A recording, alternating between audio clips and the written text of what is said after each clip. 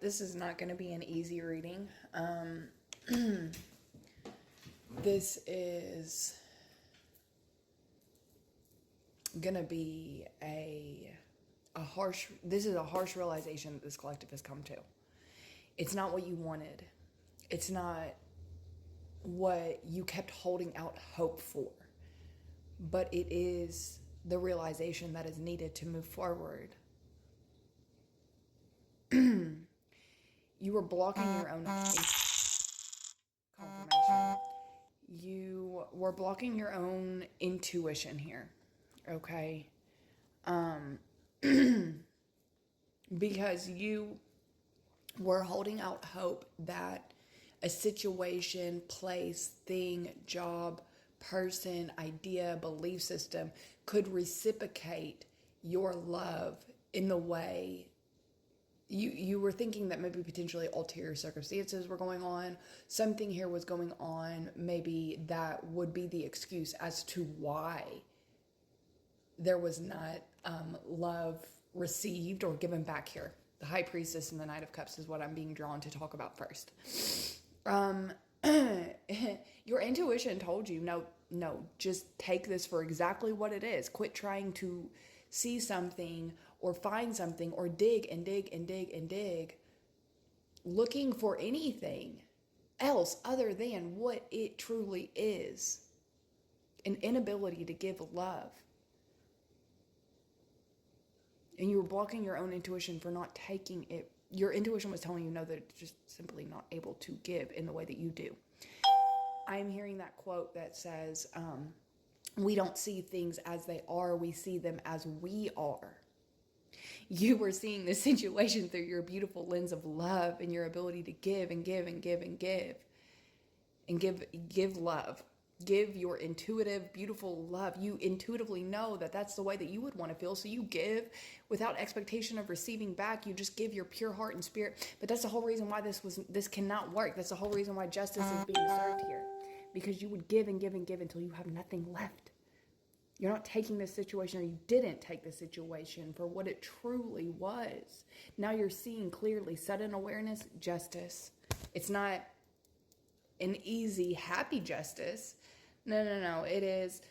It just is what it is here. Simply put, they're not able to give in the way that you give love. This Hierophant and this Nine of Swords in reverse. It is an unconventional way that you are allowing yourself to liberate yourself from the stress or the anxiety that this held. I think the stress and the anxiety came from holding on to this, I hate to say false hope, but false hope that maybe something else was going on that was preventing this love return back to you. No, you weren't taking a situation, person, place, thing, or idea exactly as it is. An inability based off of level of trauma, pain, experience, all sorts of things. Just simply put, not at the place of being able to give in the way that you do. Sometimes ignorance is bliss.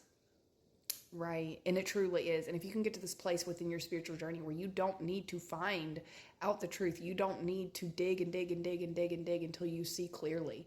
Right. This collective doesn't like to be left in the dark. It absolutely will. You will not stop until you find the truth. You won't sit here and just play like you will turn your ability to see in the darkness on. You'd rather be able to see a harsh truth than be left in the dark with no answers.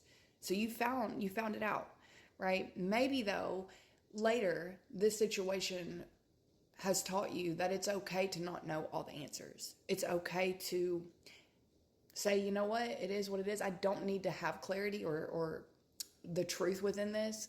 Sometimes ignorance is bliss, and let go of not knowing. But in this case, you needed to know, right? This was,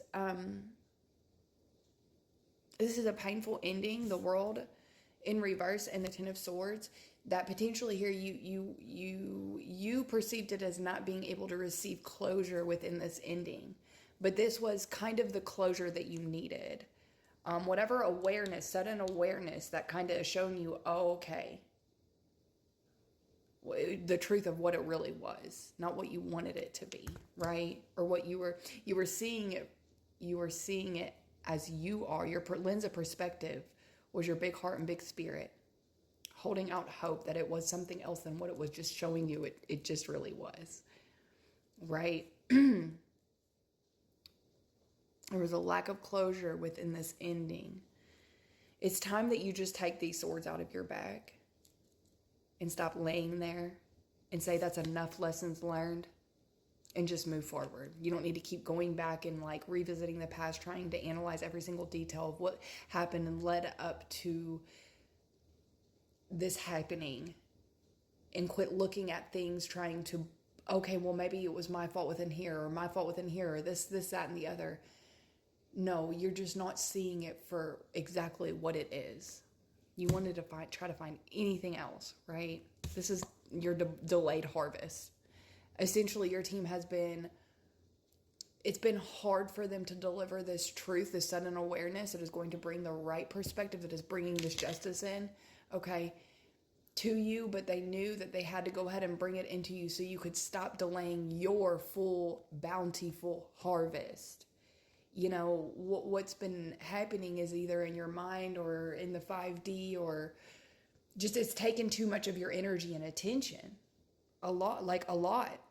So you've been pouring into this, even if it's just mental work, into this situation. This is delayed harvest. You've been pouring into maybe holding out hope, or holding into just pouring more into the situation, even if it's not in your life, mentally, emotionally, or physically. You've been pouring into it and you've not gotten anything back from that. You maybe have been pouring into it just to find the truth, and you got that. Harsh truth, but you got it. You're finally taking it for exactly what it is and what your intuition has been trying to tell you all the time. Intuition is not something that is fantasy. Intuition is something that is going to be something that's very uncomfortable, but it is what it is. So this is your delayed harvest, but now that you see clearly this situation for what it truly is, you're going to be able to stop stalling out your harvest or your blessings, okay? You're going to finally be able to pour into what is pouring into you. You weren't able to receive your harvest season in the full capacity you're about to, because you've been putting all of this energy into this that you weren't taking it for what it is. Now you're going to finally pull your energy back and stop delaying your blessings. You're going to pour it into what and who and where is pouring into you. And watch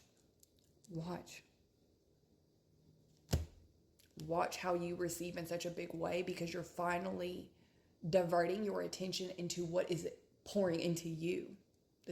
I'm not saying that you're blocking your blessings, but when you're pouring into people, places, and things that cannot, for whatever reason, pour back into you, you're burning your energy when it could be utilized better. Pouring into what is going to pour and pour and pour back into you. The law of reciprocity has come up so much for this collective, and this collective has learned so much about giving and receiving in balance, that it is a belief system that has been fully almost like integrated from your team into you. You will no longer pour into what does not pour into you, because of how much you pour. You give and give until you have nothing left, but that'll take every drop from you. You learn the hard way, but this was one of the main things you came here to learn. This is a hard truth, but I think you're grateful for it at the same time, because it's giving you that freedom, that official, okay, this was that thing that was needed to like nail in the coffin for sure, for certain, move forward and no longer look back in this old cycle. It's done.